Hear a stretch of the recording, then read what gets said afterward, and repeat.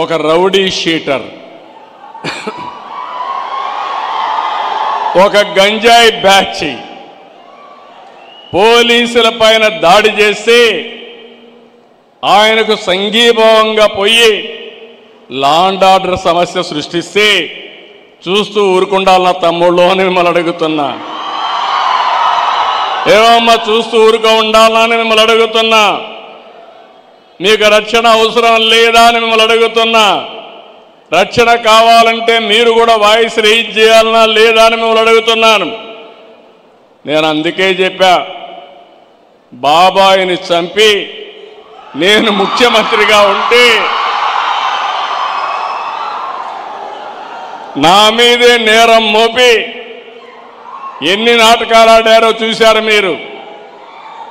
తెల్లవారి నిద్రలేస్తానే ఒక పేపర్, ఒక పనికిమాలిన పేపర్ ఉంది, అవినీతి పేపరు.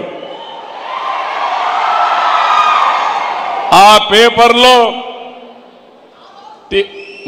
ముందు రోజు చూస్తే టీవీలో గుండెపోటు, పోస్ట్ మార్టం చేసిన తర్వాత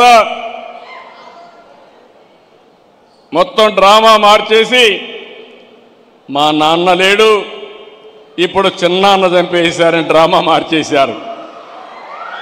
తెల్లవారి నిద్రలేస్తానే నారాసుర రక్త చరిత్రని ఆ కత్తి నా చేతిలో పెట్టి నేరో నా పైన వేశారు.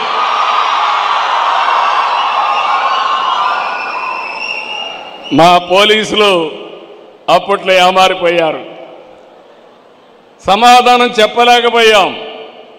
ఒక్క విషయం మిమ్మల్ని అడుగుతున్నా, ఆ రోజు